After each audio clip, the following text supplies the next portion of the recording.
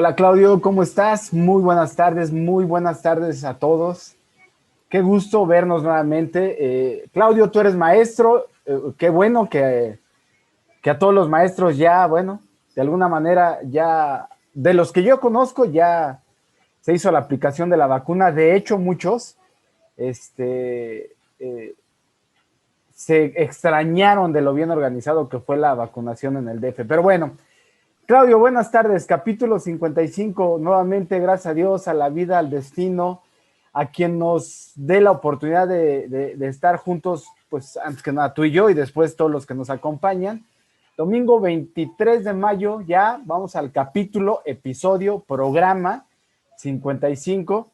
Y si bien te pareces, Claudio, voy a poner los temas sobre la mesa para darte la introducción, porque después de las 2 semanitas que tuvimos ajetreadas, ahorita ya vienen creo yo, los coletazos a expensas de que la oposición nos tenga reservado en estas últimas 2 semanas que faltan para las elecciones intermedias, alguna noticia bomba. Pero bueno, ahorita sí, como podemos ver, ya estamos viendo ese poder que tiene López Obrador.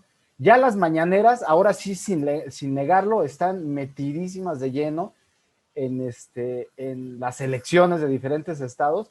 Y me gustaría poner sobre la mesa, si tú así lo permites, Claudio, y si nuestros amigos consideran pertinente, que los temas relevantes en la semana, desde lo que tú y yo platicamos, pues es el seguimiento que le estamos dando al caso del gobernador de Tamaulipas.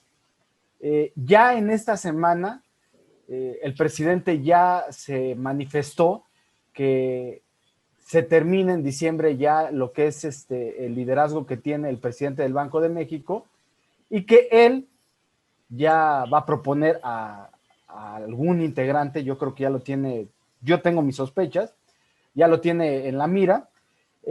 También en la semana salió, voy a ponerlo entre paréntesis porque es parte de las elecciones, propiedades de Alfonso Durazo. ¿Quién es Alfonso Durazo? Bueno, fue en su momento el que nombraron para llevar o destituir o crear una nueva Guardia Nacional, eh, cosa que nunca se llevó a cabo, nunca, hasta ahorita no se ha visto en concreto nada, pero sale un reportaje donde pues aparece igual que la mayoría de los círculos, de las personas que están en el círculo cercano de Andrés López Obrador, que ni tan moralmente superiores ni tan austeros. Y para terminar, pues quisiera saber tu punto de vista también, Claudio, de que pues se me hace interesante, esa es la palabra, cuando no tengo algún adjetivo en particular, saber tu punto de vista que la República Mexicana pues ya se pintó en su mayoría de amarillo y verde, a excepción de Campeche, que también me gustaría tocar ese punto al final. Claudio, como siempre, qué gusto saludarte. Te envío desde León, Guanajuato, un fuerte abrazo. Gracias, querido Juanjo. Bienvenidos todos amigos que nos escuchan, que nos ven. Después de 55 capítulos, aquí estamos, bueno, de 54, estamos aquí en el 55, pues platicando, acercándonos cada vez más al día de las elecciones. Y todos estos acontecimientos que estás comentando y diciendo para la introducción, pues aunque parecen disímbolos y cada uno tiene su naturaleza, su contexto, pues todo se enmarca justamente en el asunto de las elecciones. Todo es preelectoral y postelectoral. Creo que todo lo que has comentado tiene que ver con, pues en algunos casos, patadas de ahogado que está tratando de mostrar el partido en el poder, de, pues ya ante una derrota inminente en muchos de los sectores, aunque en otros no, en otros parece que llevan la delantera por mucho, pero pues parece que algunas de las que más le interesan, como por ejemplo Baja California, Sonora, Nuevo León, están perdidos completamente y entonces este tipo de situaciones van a ir. Entonces, pues comenzamos con la que tú digas, Juan José, para que platiquemos de esto, analicemos y propongamos, conectemos puntos y esperemos ver qué es lo que sucede. Claudio, me gustaría iniciar, pues solamente para darle continuidad a algo que ya se ha venido gestando en las últimas 2 semanas. Ahora sí de lleno, el presidente, para meterme en concreto, es el tema del gobernador Tamaulipas. Ahora sí de lleno, el presidente, todo lo que él negaba o todo lo que él acusaba y estigmatizaba de los gobiernos del PRI y del PAN, pues estamos viendo que lo está llevando a rajatabla. Ahora sí, al gobernador de Tamaulipas, de apellido Cabeza de Vaca, eh, le aventó la artillería, la UF, Hacienda, todo. ¿A qué quiero llegar? A que pues simplemente para mí es una acción de venganza, porque si bien recuerdas, en una gira por Tamaulipas, el gobernador Cabeza de Vaca le dijo en su cara que en vez de estarse entrometiendo en asuntos de los diferentes estados, se pusiera a trabajar. Conocemos la historia de López Obrador, se mueve en función de rencores, desde el mismo hecho de cuando, por primera vez, cuando transitaba por el PRI y le negaron algún puesto político de relevancia, pues toma los pozos petroleros de Pemex y etcétera, etcétera, etcétera. Ya lo hemos platicado también en el casi inicio de este programa, platicamos de López Obrador.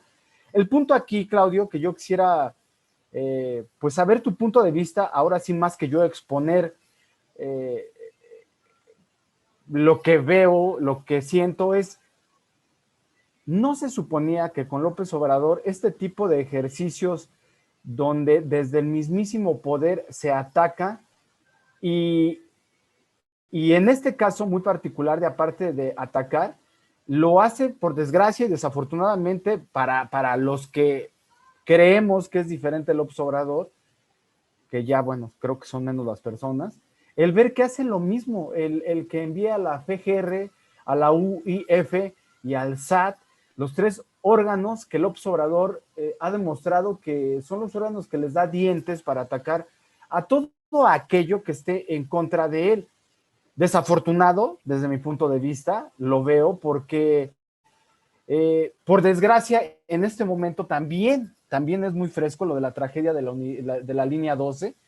Y no lo quiero meter mucho lo de la línea 12, pero en ese aspecto tampoco, Claudio, he visto que en las mañaneras sea el ataque tan exhaustivo y selectivo para saber quiénes son los responsables, quiénes están bajo investigación, y todo eso se enmarca y se enmascara en que en la línea 12 sí se tiene que llevar el debido proceso y se está en investigación. Entonces, ¿por qué con el gobernador de Tamaulipas, cuando ya un juez, un ministro determinó que sería el gobierno de Tamaulipas quien tomara la decisión, y el gobierno de Tamaulipas dice hasta que termine su periodo, es cuando puede quedar sin protección, como es el fuero, y entonces en ese momento se va a llevar a cabo la investigación? ¿Por qué con uno, que es la línea 12, que es una tragedia que dejó 26 muertos y que está, pues por supuesto, gente muy relacionada a su círculo cercano? ¿Por qué en ese caso, Claudio, sí debemos de esperar el debido proceso? ¿Y por qué con Cabeza de Vaca, cuando ya se llegó a todas las instancias y el último que la determina fue la Suprema Corte y un juez dice, ¿saben qué?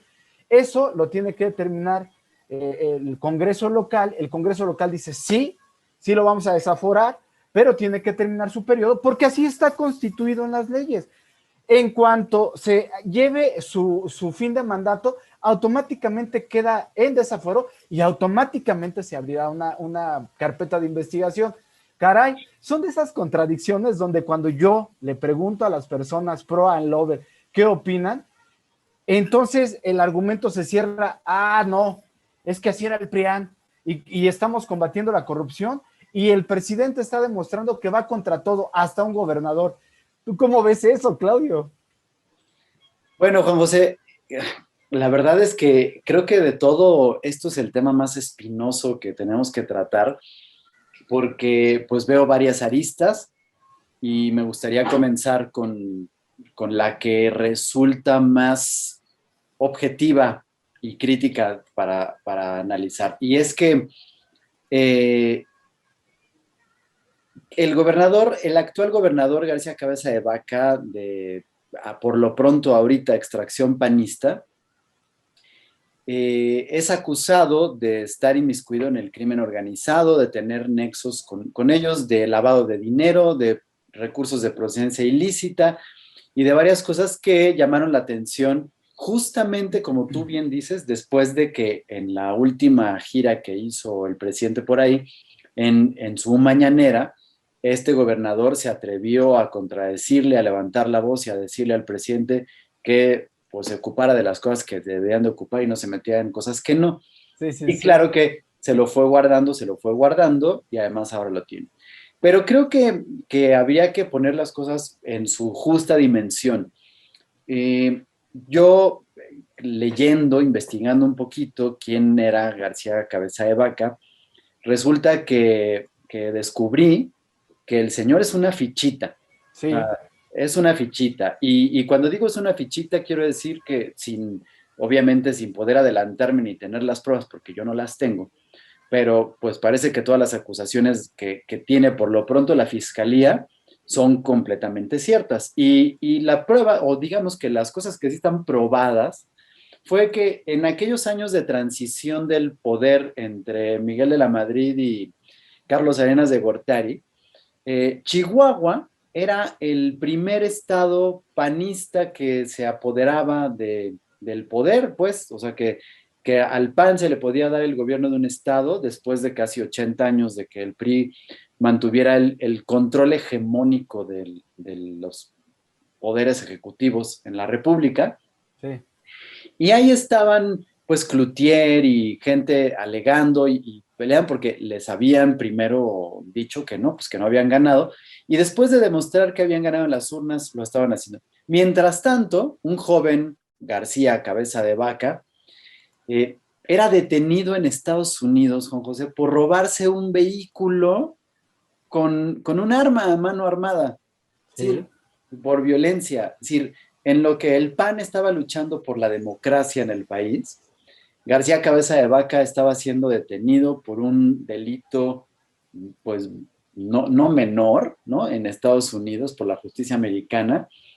Y de ahí empieza su largo historial de problemas con la justicia y que, pues, obviamente la situación del país fue tan convulsa después de esto que el personaje no figuró hasta poquito antes de que fuera gobernador y el presidente, que siempre ha dicho que él sabe todo y al otro día dice que él no sabe nada y que nunca se entera de nada, pero al otro día dice que él siempre sabe todo, por supuesto que seguramente sabía de los nexos que tenía García Cabeza de Vaca desde hace años con el crimen organizado y de cómo se estaban llevando las cosas. Digo, y lo que tú y yo platicamos aquí hace 3 o 4 programas, Tamaulipas ha tenido el récord de mayor número de gobernadores probados que tienen nexos con el crimen organizado. Sí. Ninguno de la izquierda, es decir, todos han sido del PRI o del PAN, y pues por supuesto sabemos que Tamaulipas es uno de los estados número 1 en violencia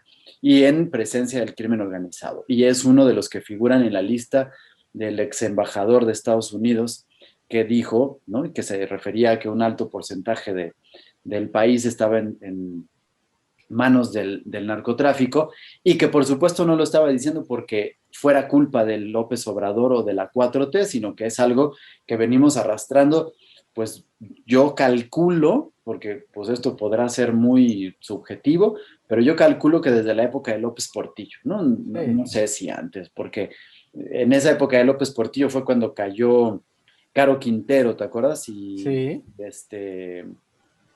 Y ahí se me olvida su cómplice, bueno, el que cayó con él, pero ¿El Doneto, Güero Palma? no Doneto, ¿te acuerdas? Que Ah, los Don que Neto. cayeron fueron Sí, los primeros sí. narcotraficantes que sonaron enormemente. Tú y yo estábamos en la primaria cuando cayó y, y pues digo, por lo pronto eso era como lo que conocíamos, pero este nexo del gobierno con el narcotráfico podemos hablar que tiene mucho, ¿no? Eh, García Cabeza de Vaca seguramente hacía cosas con el conocimiento a lo que iba del presidente, y el presidente iba a hacerse de la vista gorda hasta que este señor se atrevió en su mañanera a decirle que...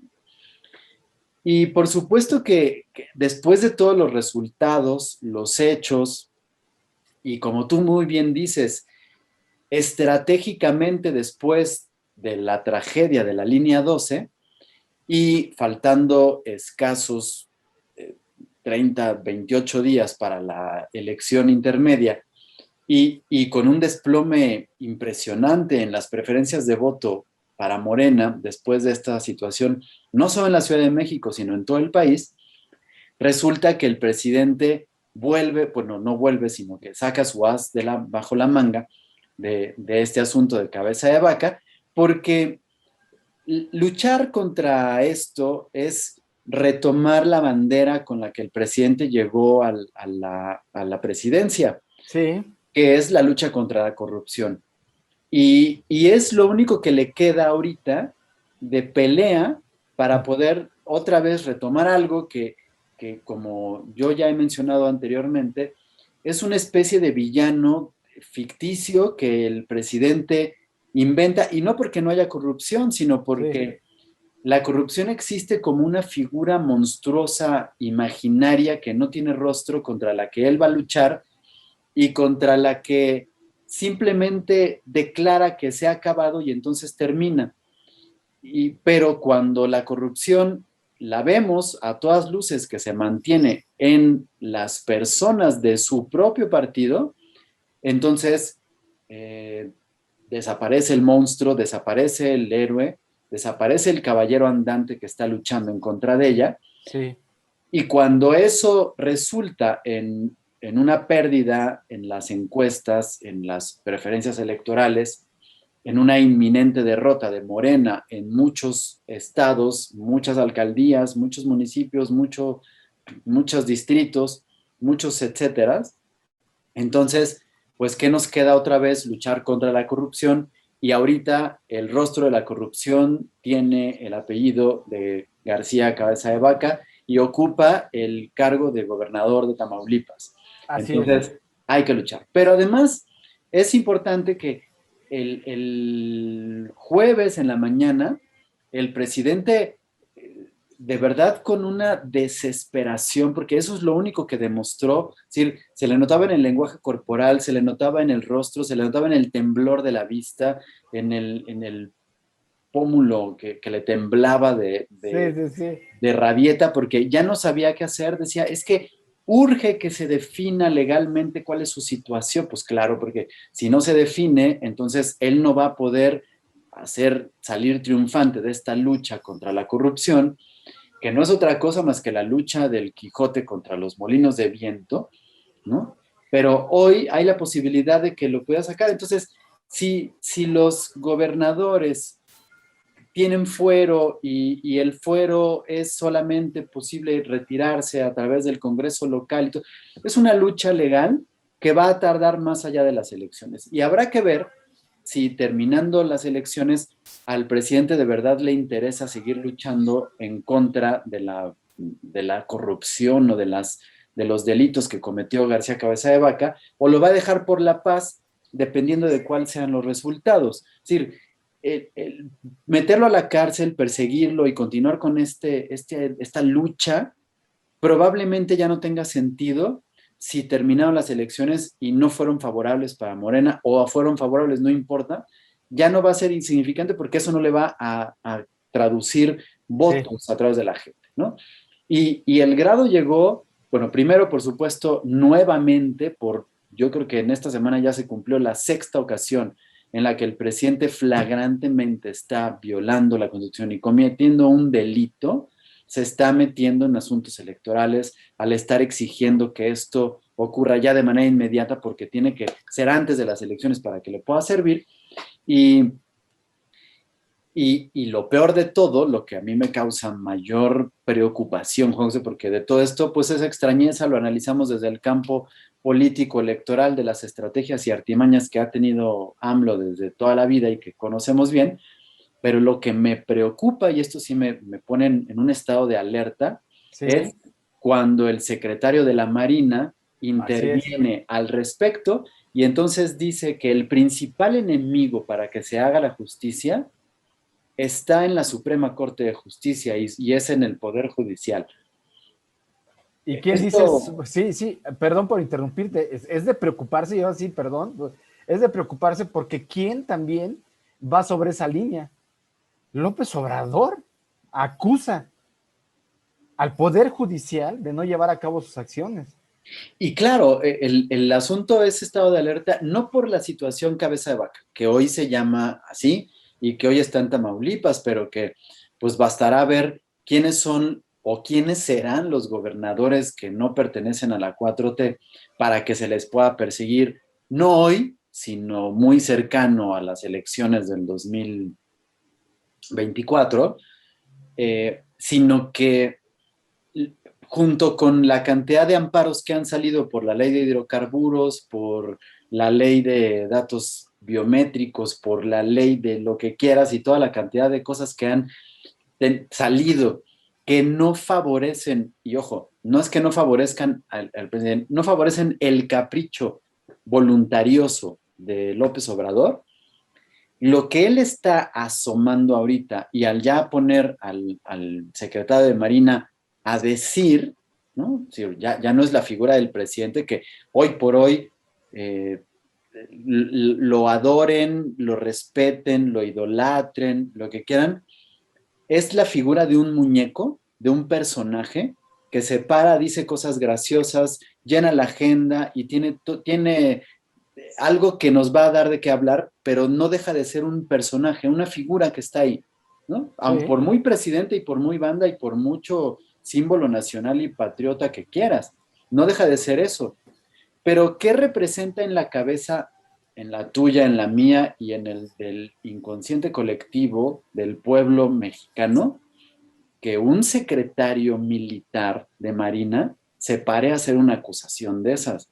Ese ya no es un personaje, ya no es un muñeco, ya no es una caricatura, ya no es un remedo de una figura presidencial que se pone a decir cosas a diestra y siniestra, con sentido y sin sentido, y que causa gracia o que llena las agendas. Esto ya nos está diciendo que el camino a seguir debe de estar o debe de mantenernos alerta a todos, porque el siguiente paso, con toda la autoridad que pudiera representar el presidente, con un decreto y obviamente con el respaldo del ejército y de la marina, será decir, estos señores no me sirven, los quito, los anulo, deshago y entonces nos quedamos con dos poderes. Pero si el segundo poder no tiene mi mayoría de representación, entonces nos quedamos con uno. Bueno, voy a hacer un paréntesis para hacer la conexión de puntos, porque me gustó el ángulo que tú quisiste hacer relevante, que es combatir la corrupción, y en su mayoría lo que dices estoy de acuerdo, porque creo yo que, como bien dices, lo que nosotros vemos en los periódicos y en las redes sociales con respecto a las encuestas, pues realmente muchas de las encuestas, tú y yo lo sabemos, y muchas personas que nos observan, que muchas encuestas de estas son pagadas por los partidos políticos. Entonces, dependiendo a los intereses, pues obviamente vas viendo información que dan, pues, de alguna u otra manera, ventaja al interesado. Pero yo creo también que los números reales que tiene el presidente, yo creo que no son muy halagüeños. Y entonces fue cuando se mete con respecto a seguir la investigación con el gobernador de Tamaulipas. Pero el paréntesis que tú acabas de decir, sí se me hace de muchísima relevancia, porque yo, dentro de lo que me puse a leer y a investigar, no hay una declaración similar por parte de un elemento de las Fuerzas Armadas criticando a un poder legislativo o a un poder judicial o a un poder ejecutivo. Entonces sí llama la atención, y llama muchísimo la atención el trasfondo de lo que dice. Lo dice en cuestión de que se están haciendo cargo de las aduanas y todos esos trámites. Entonces él indica que es difícil y que tienen que cuidar muchísimo las carpetas de investigación y los procesos, porque en el actual sistema judicial hay muchos vacíos. Por un lado, estoy de acuerdo con él, pero por el otro, híjole, se me hace una declaración que coincidentemente o no, pues va muy de la mano con los ataques que hace López Obrador constantemente a todo lo que sea institucional y que vaya en contra de rendirle pleitesía a él. Entonces, bueno, voy a cerrar ese punto. ¿Qué te parece si terminando las elecciones, esperemos que no haya otro tipo de declaraciones de las Fuerzas Armadas, pero sí me gustaría tocar ese tema porque también, Claudio, como colofón al paréntesis, yo tengo familia que está directamente involucrada en la milicia, en diferentes ámbitos y en diferentes estatus. Y te puedo decir que por lo menos de los estatus medios para abajo están en contra de López Obrador y se está abriendo una brecha en cuestión de los mandos del ejército y la gente como tú y como yo que está en las calles, que se da cuenta que tampoco tienen insumos, que los mandan a la calle a protegernos, primero que los mandan a hacer actividades que no les corresponde y segundo que los manden a combatir el crimen organizado, pues ahora sí, perdón por la expresión, sin balas, sin materia prima, sin insumos y el colmo es cuando tú ves en las noticias, esto sí es de dominio popular, en las noticias a nivel nacional ha salido, donde los altos mandos del ejército están mandando pues a diferentes, el mensaje a diferentes zonas de que los militares rehúsen los uniformes y los tiñan, porque el mensaje es que sean austeros, ir con esa línea del presidente.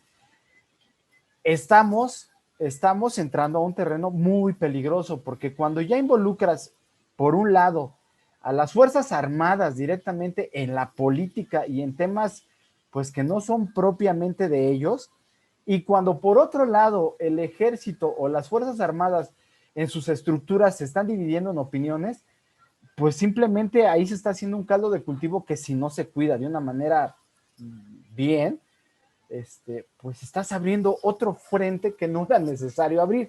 Cierro el paréntesis. Y me voy a ir con respecto a tu tema. Yo estoy de acuerdo contigo, Claudio. Es más, qué bueno que diste el antecedente del gobernador de Cabeza de Vaca, porque entonces, si vamos a hablar de antecedentes y si vamos a hablar de combatir la corrupción, bueno, déjame entonces platicar de los por lo menos 8 inmuebles, de 19 inmuebles, que al parecer tiene el que está contendiendo por la gobernatura de Sonora, Alfonso Durazo. Alfonso Durazo, ¿quién es? Bueno, realmente salió a la luz pública porque era el secretario particular de Luis Donaldo Colosio cuando falleció. Y de ahí, entonces, Luis Donaldo Colosio, sabemos todos que perteneció al PRI. De ahí se unió con Fox en el PAN, etcétera. Pero realmente su carrera, si lo vemos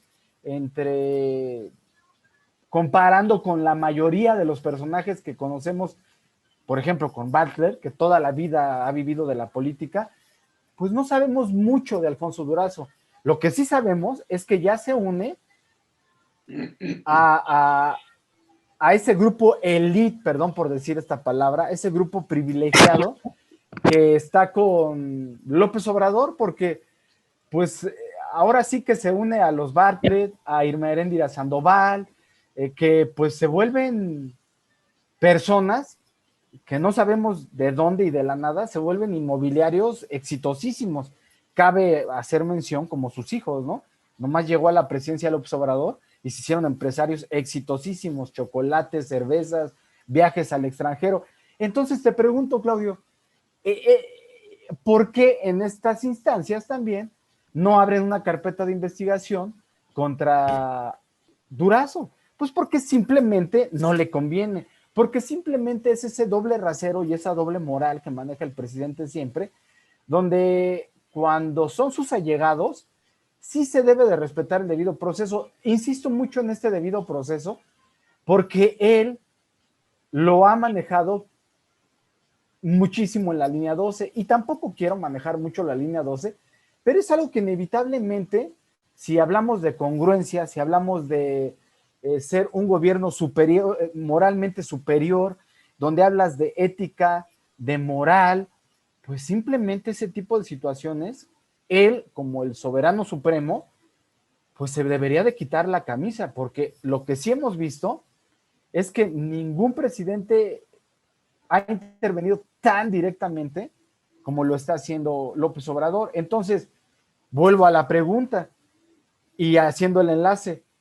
Lo de Durazo realmente se está viniendo abajo. ¿Por qué? Porque ya el que era de candidato de Movimiento Ciudadano ya le dio el favor, el espaldarazo al candidato que va por la alianza PRI-PAN-PRD. Entonces sí, en esa cuestión ya equilibra la elección en Sonora. Entonces, cuando sale este tipo de situaciones, por supuesto, la investigación que hace Loret de Mola, pues no es casualidad, es de algún lado el contrapeso que le están poniendo al presidente. Entonces, el presidente, creo yo que desde mi punto de vista, lo más sano que podría hacer es por lo menos hacer mención de esa situación y por lo menos decir que se va a abrir una investigación. No lo puede hacer, no lo va a hacer, porque hay intereses de por medio. Ahora, iniciando el programa, yo te felicité y esto lo traigo a colación porque, pues, tratando de conectar puntos, tú dijiste me hiciste un comentario que me hizo hacer una reflexión muy pronta. Yo te comenté que tengo muchos amigos que son o se dedican a la docencia, son maestros, y ya recibieron la vacuna y el comentario en la mayoría de los casos es que la organización de la aplicación de las vacunas fue muy buena. Pero tú me hiciste un comentario y lo mismo lo voy a exponer aquí porque viene al caso. Tú dijiste, yo no sé qué vaya a pasar cuando pasen las elecciones y cómo vaya a ser el programa de vacunación a nivel nacional. ¿Por qué? Porque tú ya estás viendo, desde los antecedentes que llevamos de hacer los programas, pues que López Obrador, desde mi punto de vista, no sé si ese fue el mensaje que yo recibí de tu comentario, es una persona muy emocional, muy visceral, donde no sabes cómo vaya a reaccionar. Y me dijiste, yo no sé si pasando las elecciones, esta organización y este programa se siga llevando como tal. A lo cual yo, uniendo y conectando puntos al caso, porque fue, y dijiste, yo no sé si terminando las elecciones va a seguir esta investigación contra Cabeza de Vaca. Yo no sé realmente si terminando las elecciones los grupos que conforman cercanos a López Obrador vean la fragilidad o como dicen, que el barco se está hundiendo y las ratas salen huyendo. Yo no sé si derrotando en estas elecciones intermedias a la mayoría de los contendientes que van por Morena, estos mismos vayan a generar un caos que se les salga de las manos a Andrés Manuel López Obrador y después eso vaya a ser literalmente como, conozco frases coloquiales como, esto va a ser una cena de negros, no quiero escucharme racista y que no soy inclusivo. Pero el tema aquí, Claudio, es que ya van dos comentarios tuyos que me llaman la atención y que realmente me dejan en la incertidumbre y que solamente lo vamos a saber hasta que sucedan. ¿Qué va a pasar si pierde López Obrador las intermedias? ¿Qué va a pasar con el caos que está él mismo generando en todas las estructuras del país? Pues es que habría que hacer un análisis. Lo que tú estás diciendo son escenarios que podemos plantear o pensar. Yo particularmente creo que hay tres escenarios y justamente conectando puntos podemos ir viendo para dónde va el asunto. Eh, un escenario sería que todo esto que está ocurriendo haya sido parte de una estrategia para ocasionar, pues, ¿qué te gusta? Miedo. El miedo es el mejor aliado de las elecciones siempre.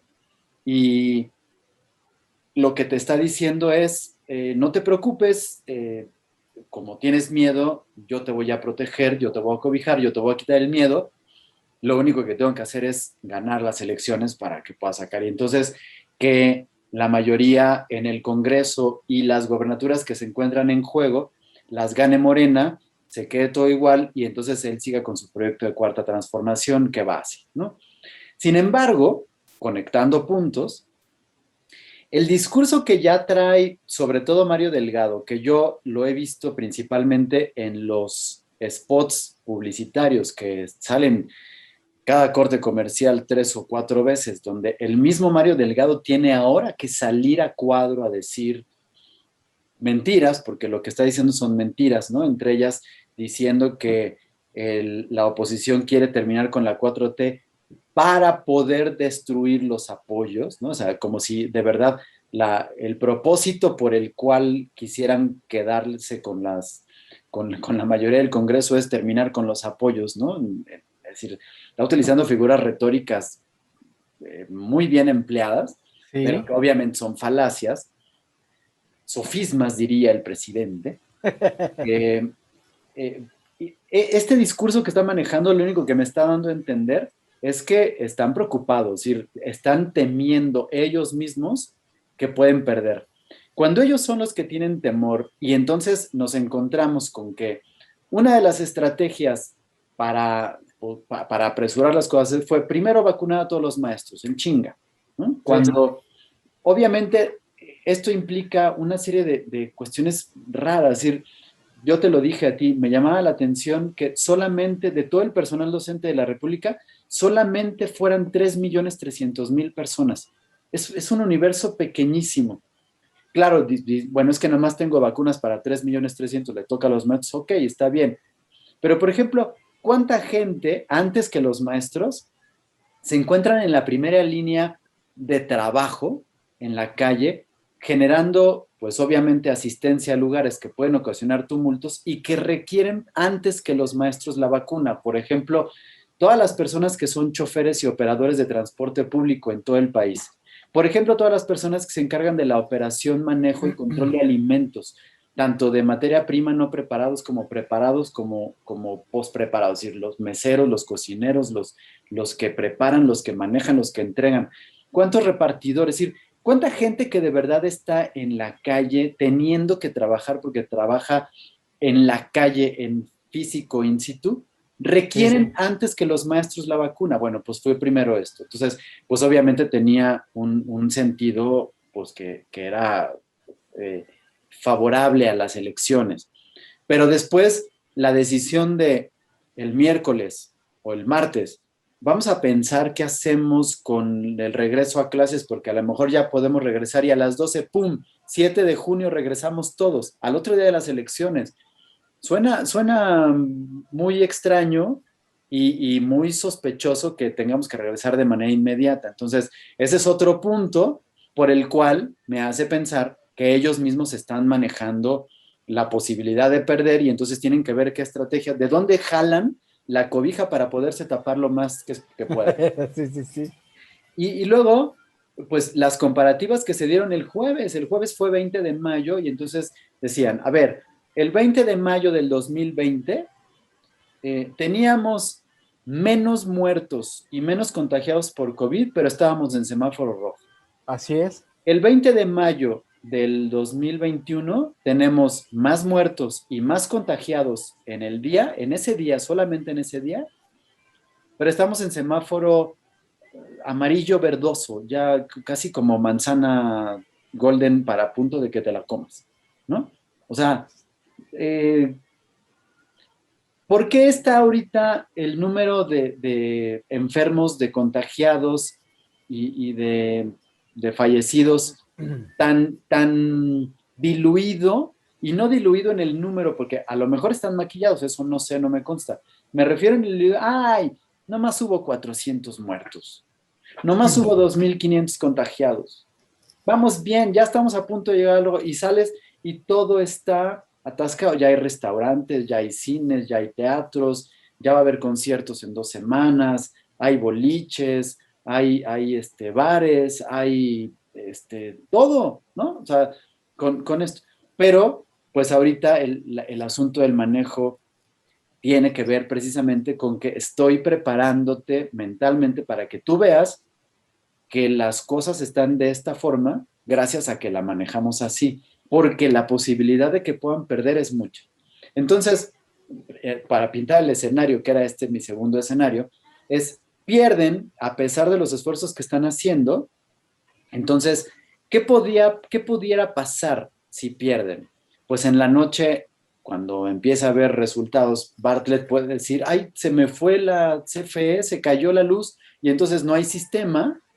Digo, estoy hablando al aire, no es que haya un antecedente de que Bartlett haya hecho algo parecido, pero, pero puede ser que se caiga el sistema, que no haya luz, que se pierdan los resultados y que entonces no pase nada que sea contundente, o puede ser que como se encuentran las cosas y los resultados preliminares para ese momento, alguien de la 4T de cierto puesto ejecutivo haga un berrinche, diga que no, que desconoce que hay un fraude, que es la oposición, que son los conservadores, que Claudio X González pagó para que el INE dijera que ellos perdieron, y entonces genera un descontento social que pudiera ocasionar alguna marcha, pero como el lunes hay clases, ¿no? Ya todo el mundo regresa, pues la gente se tiene que concentrar en regresar a la escuela y entonces diluyes, ¿no? Entonces, y el otro escenario que pudiera haber es, ok, pierdo y lo acepto. Ok. Sí, sí, sí, ok. Bueno, pero pierdo y lo acepto, ¿no? Y Sí, sí, entonces, sí. pero ¿saben qué? Ya, pues, sáquense ustedes y yo ya no doy, porque los recursos que yo tenía era si yo ganaba y entonces ya no los tengo.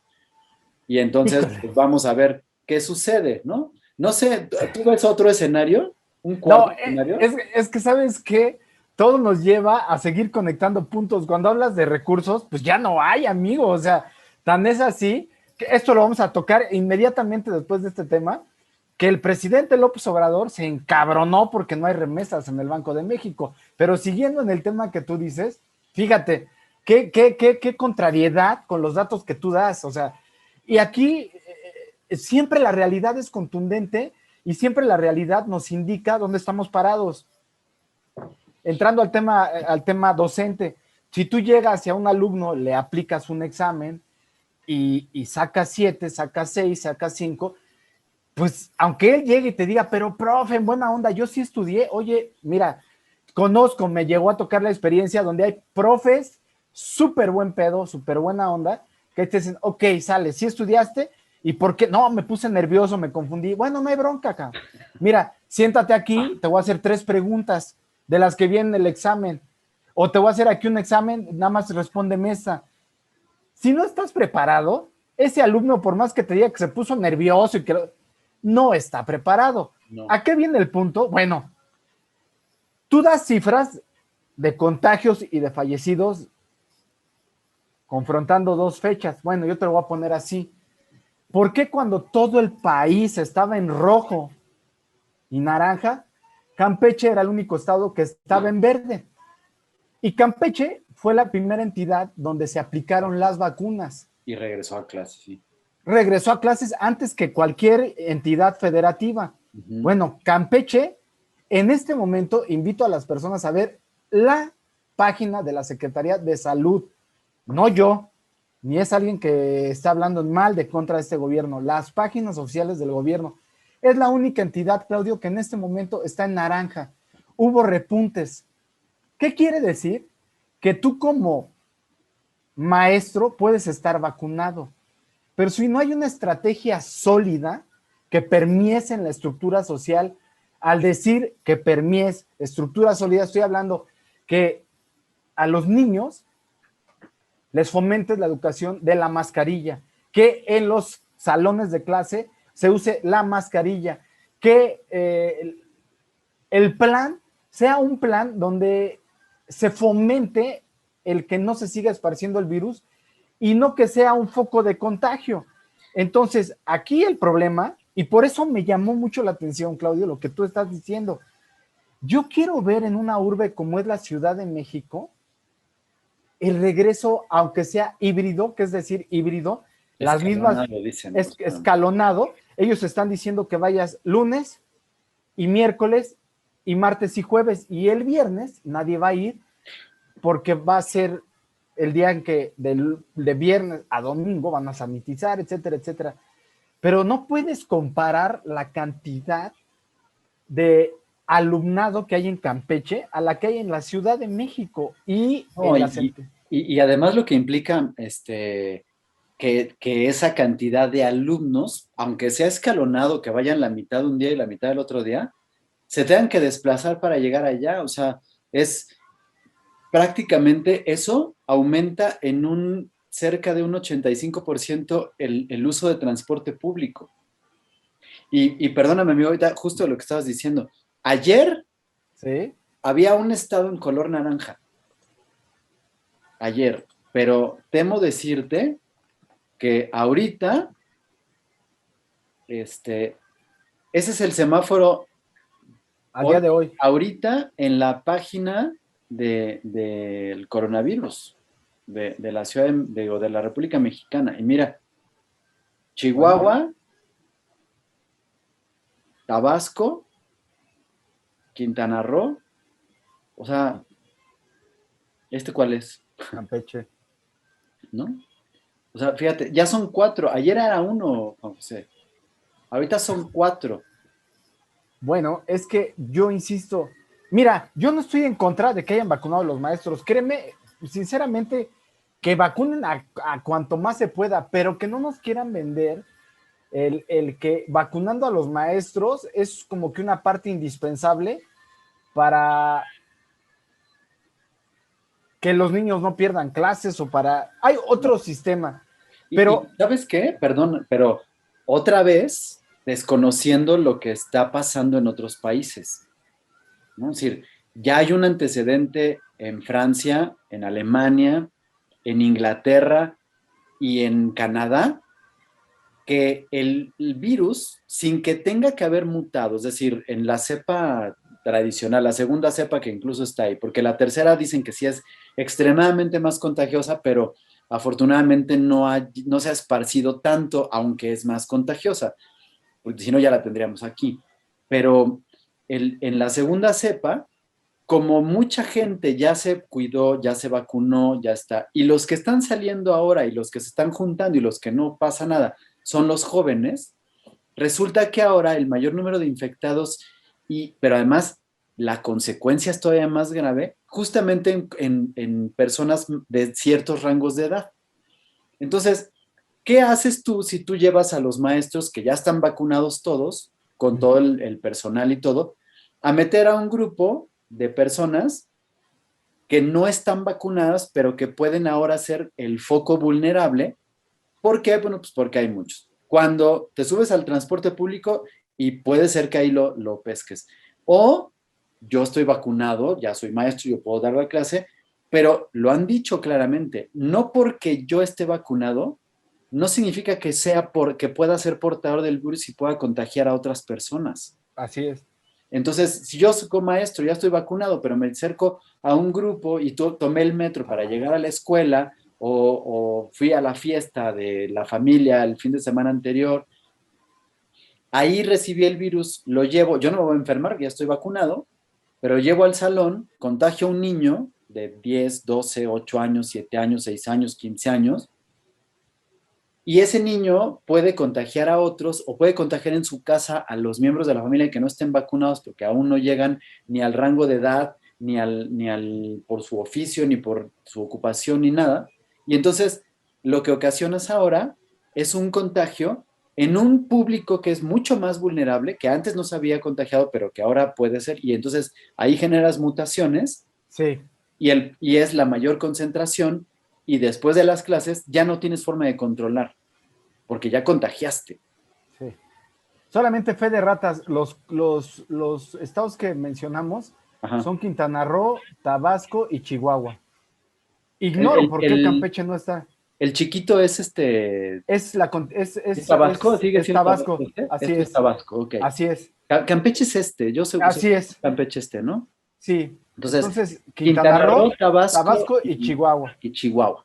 De Chistoso, hecho, ¿eh? aquí dice 3, ¿no? Mira, tonto, Sí, porque aquí lo vimos, decía 3 y yo dije sí. 4, pero porque no sabía que piquito era de Tabasco. No, yo hago la mención porque yo lo chequé el día de ayer y estaba Campeche, entonces, bueno, mira, insisto, no nos podemos sorprender, así es, ya ves que un día nos dicen una cosa y otro día otra, y pues bueno, ¿a qué quiero regresar y para conectar puntos? Pues Claudio, el presidente de México ya hizo un coraje y ya va a destituir al presidente del Banco de México Bueno, o pero al no lo va a destituir, gobernador. no lo va a destituir, se le acaba su Sí, periodo, se le pero acaba su... lo pudiera ratificar para que se No, quedara. normalmente, así ha pasado con los últimos gobernadores.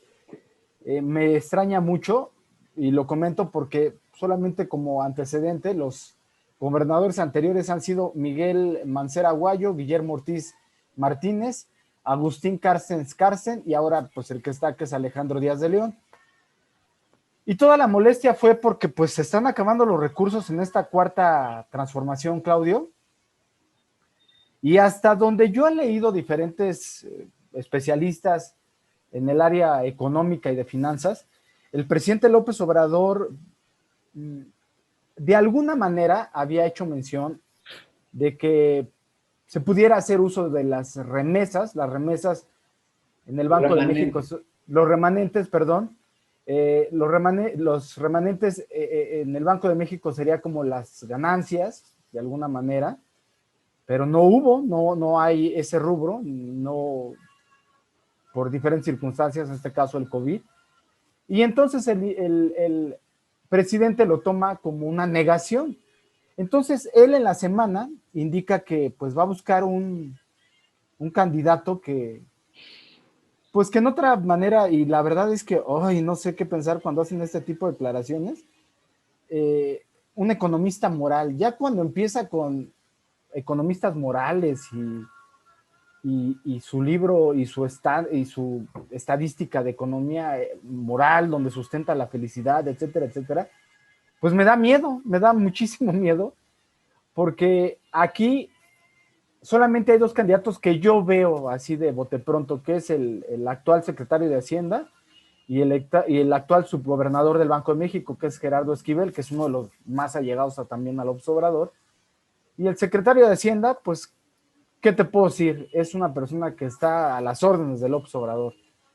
Si llegase a pasar eso, Claudio, no quiero ser pesimista, pero en base a la experiencia que nos ha demostrado ahorita López Obrador en que él es el único que tiene la palabra y se tiene que hacer lo que él dice, estamos ante el riesgo de que el Banco de México pierda su autonomía, Claudio. Yo ¿sabes qué, Juan José? Creo que ya sabemos quién es el próximo presidente, porque tú te acordarás que en octubre que empezaron estos avisos y anuncios del registro de precandidatos pues a lo que fuera.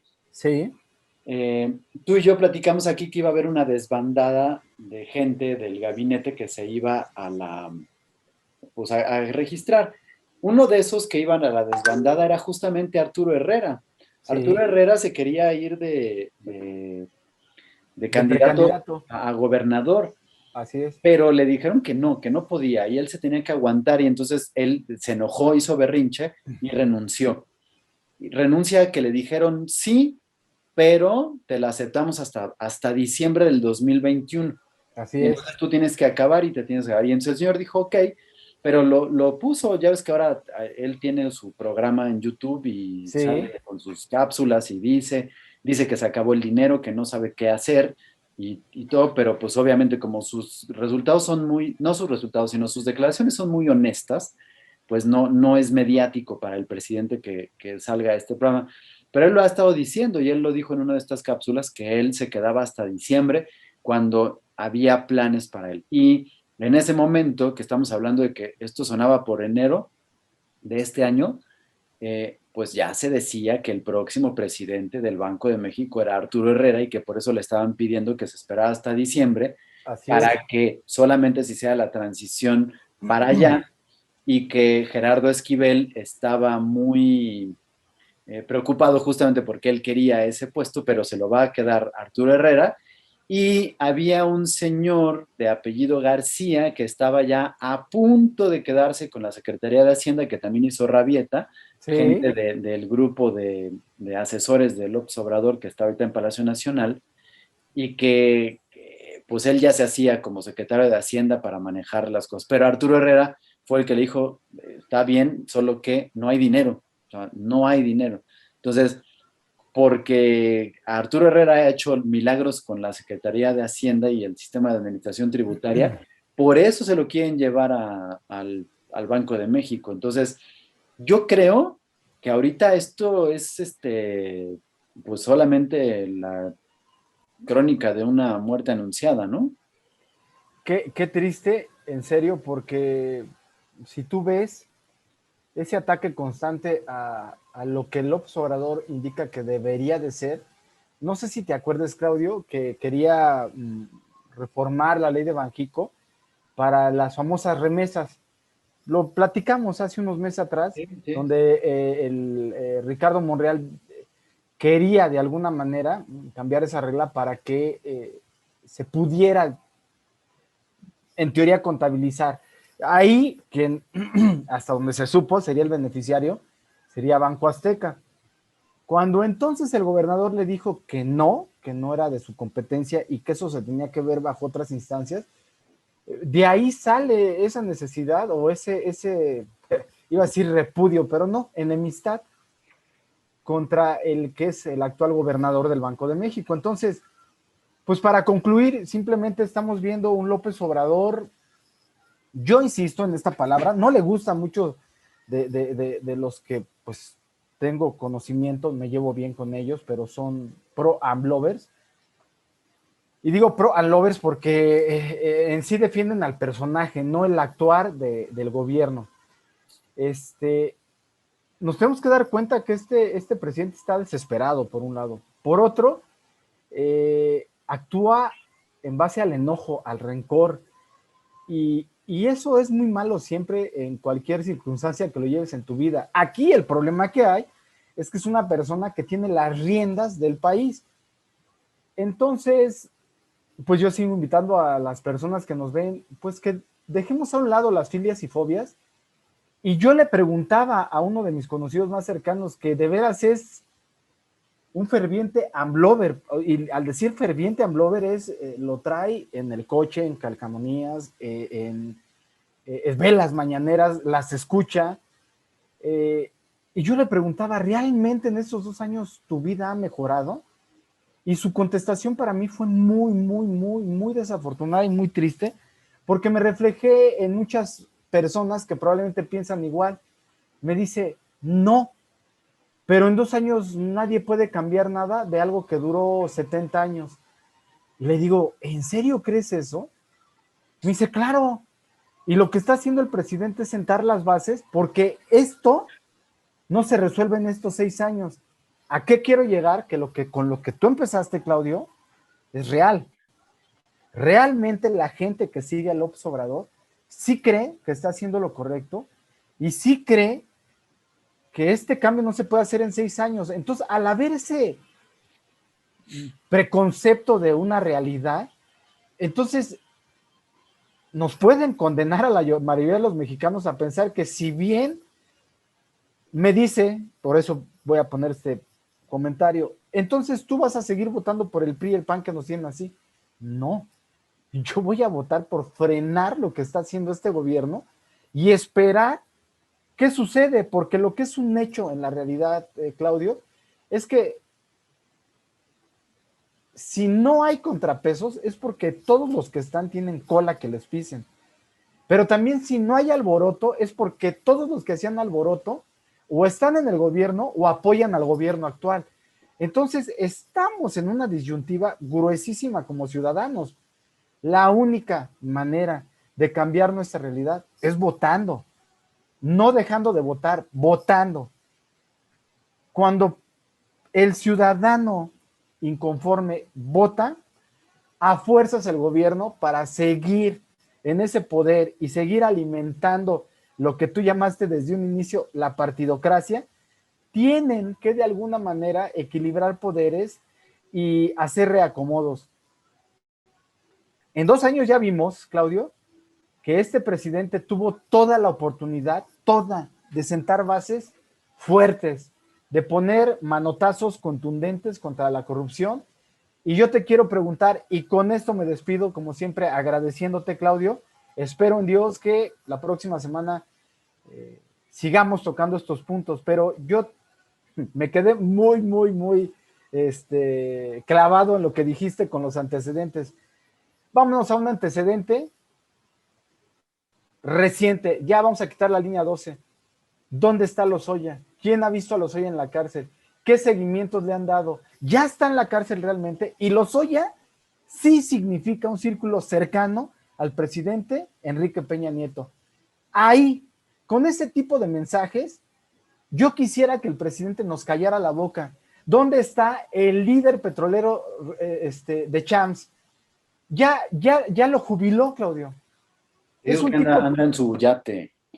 sí, ya lo jubiló, ya le dio carpetazo a una era de corrupción que gracias a ese líder sindical, el PRI y el PRAN se vieron muy beneficiados. Ese tipo de acciones son las que necesitaba López Obrador para que me convenciera a mí y a millones de mexicanos que sí está cambiando la realidad de México. Por desgracia vemos que la única realidad que importa es la de él. Y con esto voy a terminar. En la semana le criticaron porque en ciertas comunidades se sigue vendiendo a las niñas.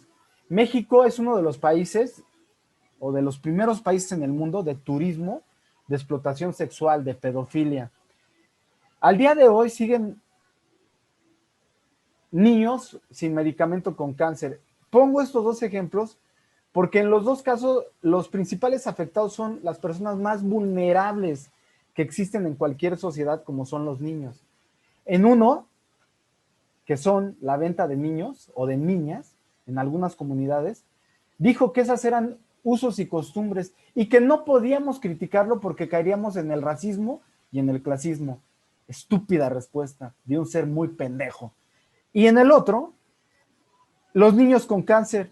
Y dice que él no puede meter las manos porque eso era una línea de corrupción que se habían enriquecidos farmacéuticas cercanas al gobierno neoliberal. Estúpida respuesta de un ser pendejo. Si una persona no ve por los niños, Claudio, entonces esa persona no ve por el beneficio de nadie. Mi conclusión como ciudadano y como persona. Claudio, te dejo, como siempre, te agradezco la oportunidad y espero que todos los que nos acompañen se encuentren bien y rodeados de seres queridos.